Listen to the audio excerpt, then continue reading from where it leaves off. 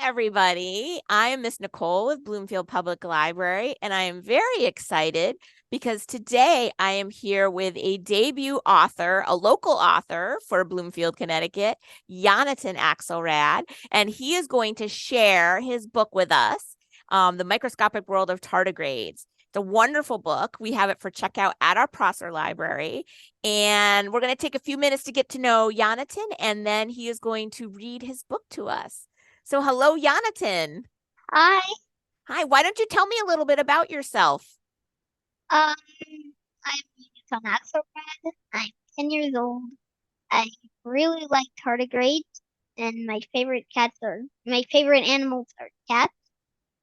Um, Mine and too. Mine too. And yeah, and owls. I like owls too, weirdly enough. yeah, owls are also cool. So now why did you get inspired to write this book? Well, we were kind of just looking around under a microscope, and then I saw this animal, and we looked it up, and apparently it was called a tardigrade, and then we learned that it could go into like tungsten and like it was really cool. Neat. And I my understanding from previous conversations we've had is that you discovered that there weren't a lot of books out there about tardigrades. Is that correct? Yeah, that's true. I know that's so I think this is great. I'm thinking it's great that you saw a need and you filled it. So I know already the book has gone out I know multiple times at our location. So I think people want to learn about tardigrades. I think they're pretty cool. Hey, But I am excited that you're going to share your book with us. So we are going to see Yonatan reading his book, and then we'll loop back with the author at the end before we close out this program. So let's get started.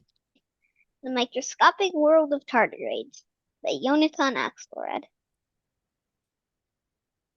Dedicated to my friends Lucas and Theo and my very large family. Chapter 1. Did you know that there's a microscopic animal that can survive in space? That there's probably one not far from you right now? This unique animal is a tardigrade. Tardigrades are tiny, stubby, caterpillar-like animals. By the end of this book, you will be in love with tardigrades. Tardigrades come in different shapes, sizes, and habits, but they all share some basic characteristics. They have 5 body segments, they have 4 pairs of clawed legs, they have muscles, and a digestive system. They need moisture to be active, but they do not swim.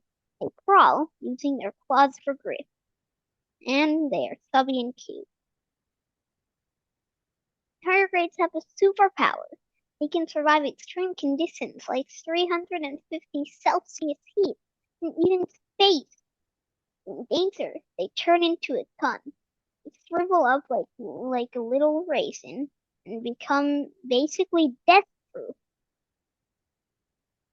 Depending on the species and habitat, tardigrades can be herbivores, omnivores, and even cannibals. Their diets include moss, lichen, algae, bacteria, microscopic animals, rotifers and nematodes, and even tardigrades. Tardigrades live everywhere, even in Antarctica and in deep seas. In tungsten, they are carried on winds to new locations. Many land species live in moss or lichen, giving them the nickname moss piglets. The tardigrade life cycle has 3 stages: egg, juvenile, young, and also adult. Tardigrades had fully formed but small. As they grow, they shed their cuticle out of skin. Some females leave their eggs in their shed cuticle. When active, tardigrades can live several months and up to 2 years in tungsten. They can survive for decades. During life, they go in and out of tungsten depending on conditions. Fun fact: the name tardigrade comes from Latin. Tardi equals slow plus gradi equals to walk, so the name means slow walker. Tardigrades are also called water bears and moss piglets. There are about 1,300 known species, and more are still being discovered. A preserved tardigrade was found in a 16-million-year-old piece of amber. Even though they were discovered in 1773, they are still little understood. They are unique in the animal kingdom.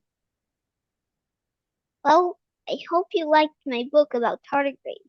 But before you go, I want to share what I think of tardigrades and how I feel about them. They are chubby, they are cute, and I love to collect moss and lichen and watch them crawl and move around under a microscope. They are in your backyard, so go find them. And bye. These are the resources I used for my book. And this is about me. So Yonatan, that was amazing. I love this book because I also love tardigrades. But I'm curious, how did you first discover tardigrades in your backyard? If somebody at home wants to go find tardigrades, what should they do? Okay, so first of all, you need a microscope, or like if you somehow find like a very big tardigrade, then maybe you can use a magnifying glass. And so when we first found a tardigrade, it was because we were like looking for one, and the things you usually find them in is like mud puddles or lichen and moss.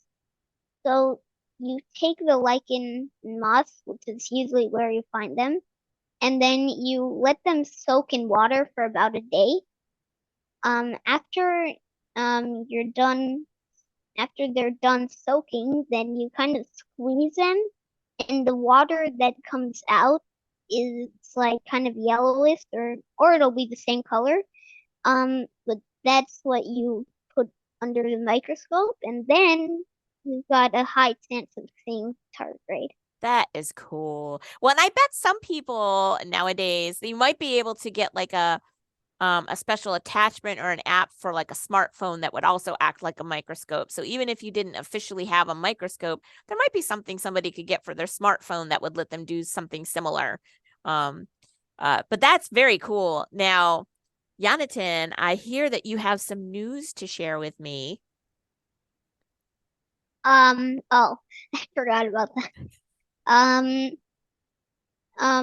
So me and Theo, that's my classmate, we are working on a new book about ancient Egypt. I think that's amazing. I think that's amazing and so different than tardigrades. Yeah. What is your, just as an additional spoiler, can you tell me, without having finished maybe your research yet, what's one of your favorite things about ancient Egypt that you've discovered so far? My favorite thing about ancient Egypt is hieroglyphics, and learning how to read them. That's really cool. Oh, that's fantastic. I do like the hieroglyphics too, and the fact that cats feature prominently in Egyptian lore, right? I love that about Egypt, ancient Egypt. Yeah. But just to wrap us up here, so I'm gonna actually, I think I have to take off my blur in the background in order to do this, but wanted to show everybody that here we have our copy of Yonatan's book, which is on shelf in Prosser Public Library, and it's on our new shelves because it's still new.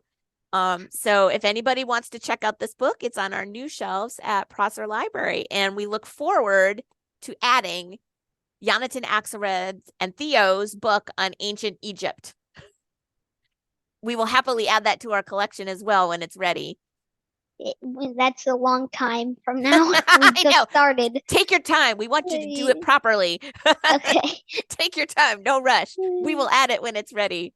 So thank you, Yonatan. And we will say goodbye for now to everybody, right? So everybody, see you later. Thank you for joining us. Bye.